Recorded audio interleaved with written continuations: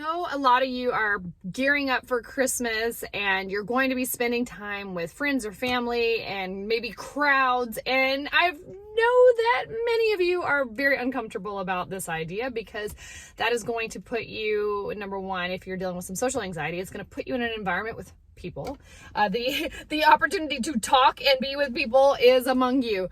And a lot of you are concerned about going red, and what can you do to prevent it? How can you deal with it? How can you cope with it? So I wanted to make a quick video outside of the studio in my car because that's where I always am because I'm always on the go. But I just wanted to drop in and just give you a few tips, just talk to you a little bit and maybe help encourage you as you're preparing for Christmas and those gatherings. So many of you probably have already had some like company events or some friend hangouts, and I'm sure that you have made it through that. So congratulations to you. You survived. And that's the biggest thing with our nervous system in regards to flushing, blushing, erythrophobia, is that our nervous system is feeling like we're not safe. There's something in the environment. There's something that triggers inside of our body, usually when that cortisol releases into the system. That lets you know that you're not okay and you're not safe, and then you have that fight or flight reaction and the flushing and blushing begins. So how do you make that stop? I don't know how. So womp womp, there's my encouraging word. Listen, I don't want to lie to you. I don't want to sit here and say this is how you do it and it is a perfect fit every single time. It takes time. So the chances of you showing up to your Christmas dinner by listening to this video is probably not going to have you stop blushing, but it can have you think differently about who you are and what it means when you do blush. And if that can give you that sense of confidence and safety, then you're already on the right track to stopping your fear of blushing. And that is a winner. And for me, I've been on this journey for 3 years, well, on YouTube for 3 years, but many years on my own. But it's really been 3 years since I started putting myself into a position to try to figure out what was going on and try to make it stop. And so what I've come to realize over those 3 years is that I've tried a lot of products. I've tried a lot of tips and tricks. I have listened to many great people give me some great encouraging words. And what I've come to find out is that I can't stay so focused on turning red. The more I stay focused on turning red, the more I'm obsessing over that, the more I fear it. And it is an endless loop that continues over and over again, an endless cycle that just makes me flush and feel bad, makes me flush and feel bad. I turn red, I feel bad. And it was killing my self-confidence, and it was killing my social life, and it was killing me from being able to express things creatively. And that is no way to live your life. So think about 20, 30, 40 years from now, and you think about the Christmas dinners and the family gatherings that you missed or that you were at but you didn't fully enjoy because you were so focused on yourself and turning red that you weren't even present. In those years to come, there's a high probability that there's going to be a lot of regret. And for me, I don't like to live my life with regret. If there's anything I can do to keep myself from having regret, I feel like that's a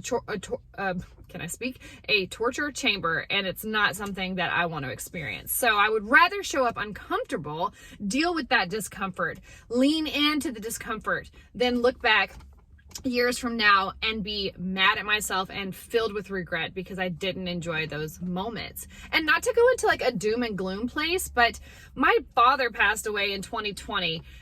He made it through a 2019 Christmas and the holidays with us, but he was not around for the 2020, 2021, or 2022 Christmases.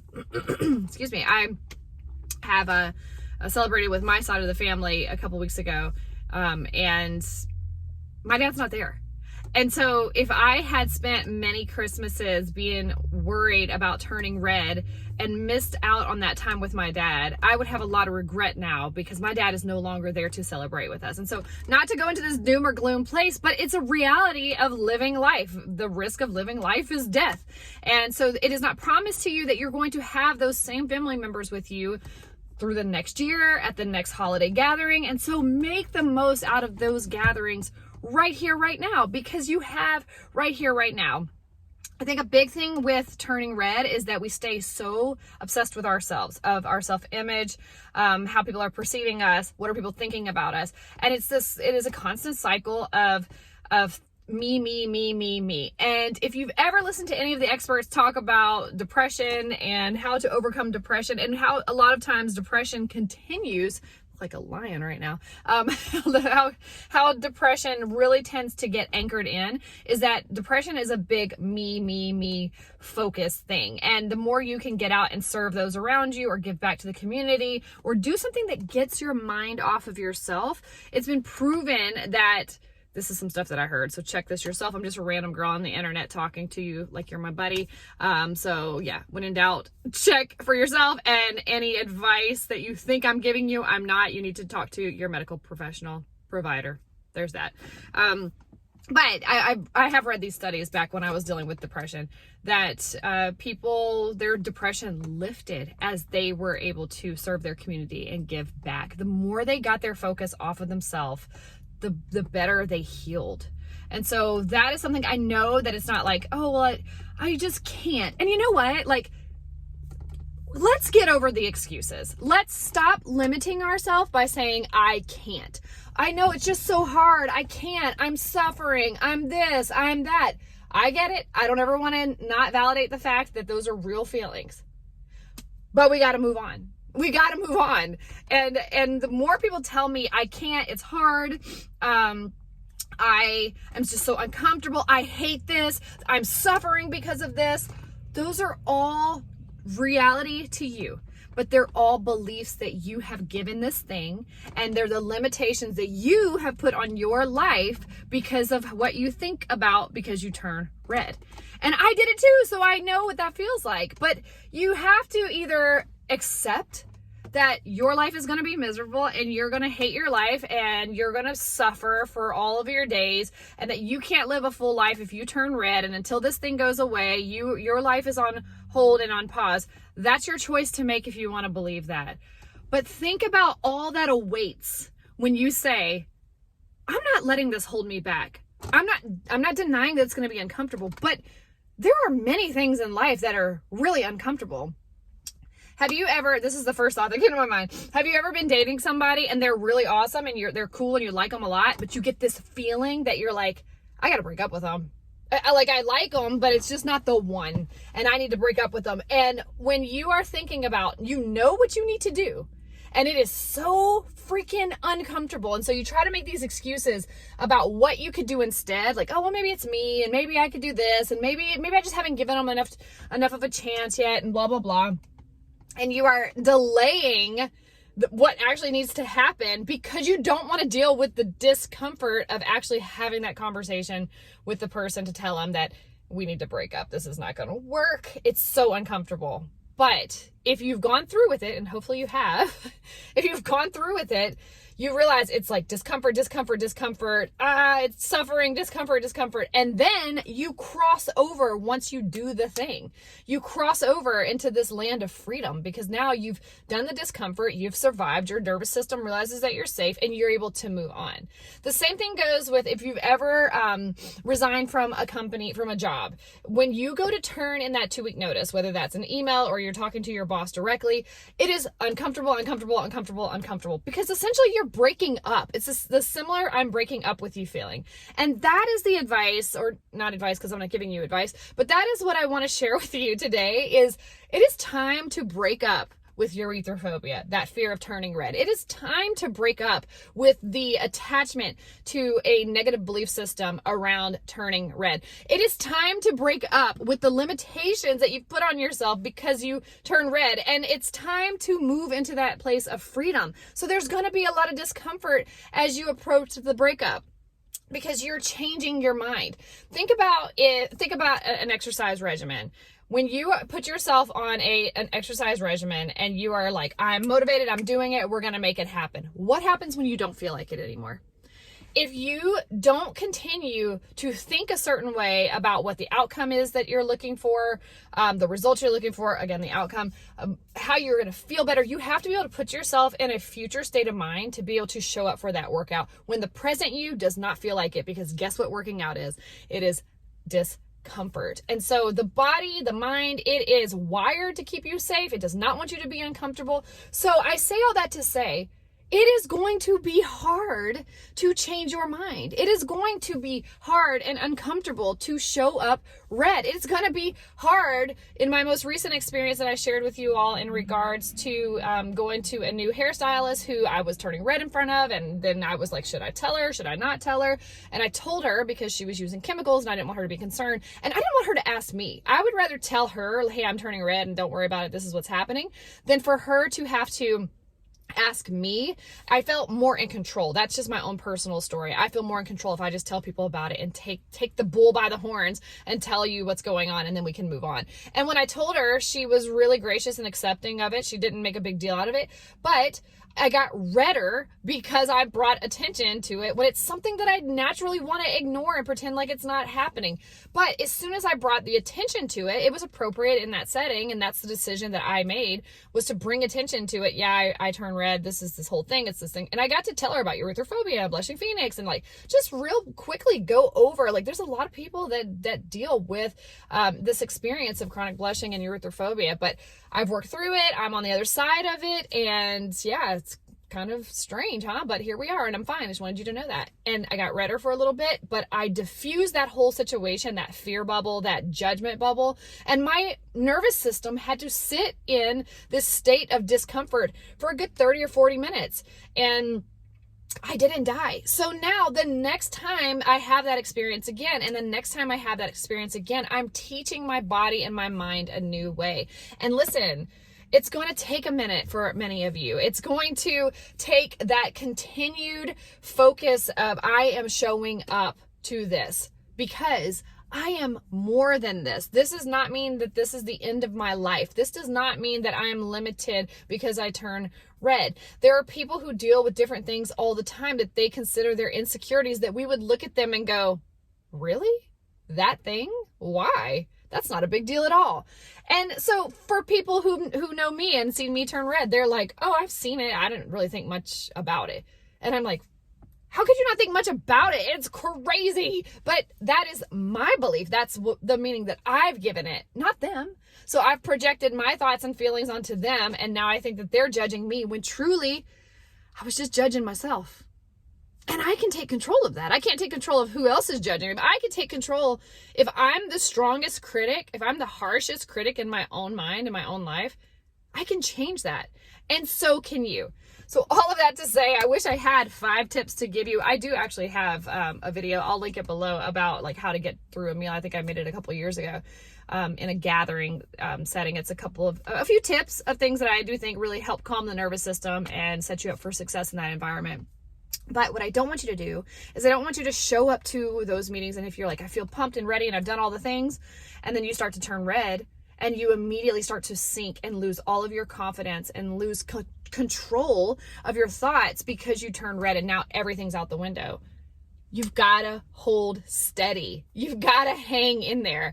And it is something that you have got to wrap your mind around. You've got to figure out what your truth is in that. And there's so much that people can give you from a therapy standpoint, from hypnosis, from counseling, meditation. There's all these different things you can do to calm your nervous system and reframe your mind. But ultimately, it's about you. It's you being kind to you and your relationship with yourself. What does it mean to you? Think about some of the most confident people you know and you've seen. A lot of times those people are not the most attractive people, but somehow over time they start to become very attractive. Have you ever noticed that before? Like somebody who is almost like arrogant and they are filled with so much confidence and they are a great speaker. They're very well versed. The more you're around that person, the more like one day you're like, are they cute? Do I think that person's pretty? Do I think that person's attractive? And what changed there? It's the way they were carrying themselves really pushed a message into your mind that they're confident, we're attracted to that confidence, and all of a sudden that person becomes attractive. So when we are sinking into this lowly state of insecurity And the people around us are viewing that. Yes, you may turn red, but if you are carrying yourself, you're esteeming yourself, you're feeling pride about who you are and what you have to offer this world, then they're going to look beyond that redness, because the more you look beyond it, other people will follow suit in that. Why do we think a person who's very confident is attractive? Because they've told us to. Why do people think that you are some sort of insecure and weak person, and you're filled with social anxiety, and you're so limited in all these different things? They didn't tell you that. You told yourself that, and in turn told the world that. So they're just following the narrative that you set. You can rewrite the story. You can change your mind and change the mind of others around you. And I say that loosely because I don't believe in controlling those around us. I don't really want to, I'm enough to keep up with in here. So trying to control this on other people is not really my thing.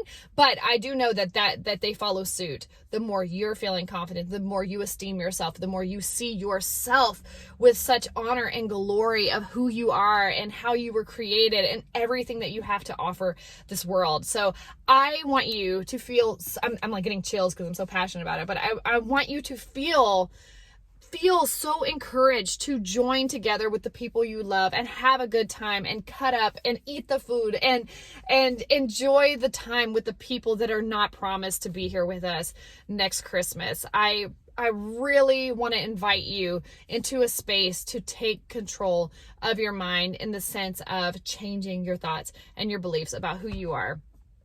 And you're not socially anxious.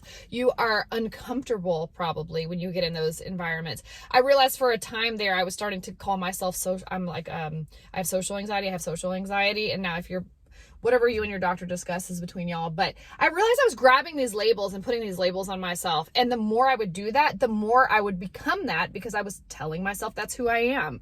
But if I can be socially anxious and I can be a chronic flusher, or I can have erythrophobia, this fear of turning red, why can't I go the opposite direction? All those things are stories I told myself, and then I started playing the character of who I told myself I was. So if I could do that, I can go the opposite direction, and I have gone the opposite direction. And I'm 3 years into this YouTube journey, from the moment I started talking to you all about my exposure therapy, or my exposure to saying, hey, I'm April, here I am, this is what I'm dealing with, to now sitting in my car talking to you about these encouraging things, because my mind changed. And if I can do it, you can do it. So that is what I want to share with you before you head into your Christmas dinners and your gatherings in the next few days. And listen, you are so much more than redness.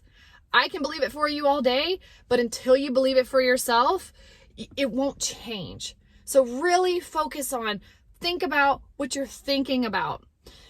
Also, I'm going to wrap up and say that, I did the interview with Madeline Dayhawk. She was the woman who did a TEDx talk on how she cured her blushing.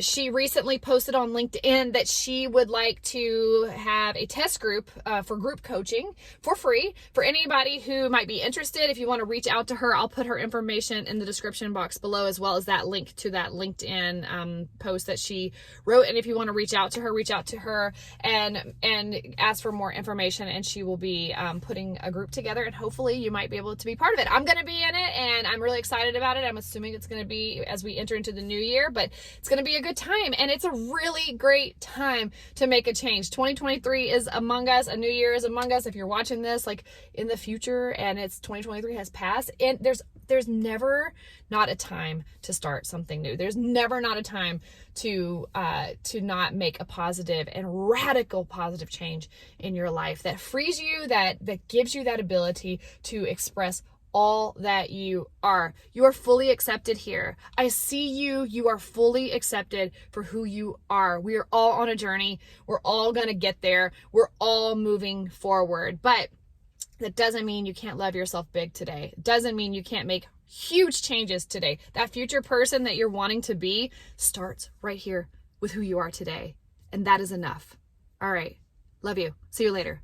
Merry Christmas. Bye.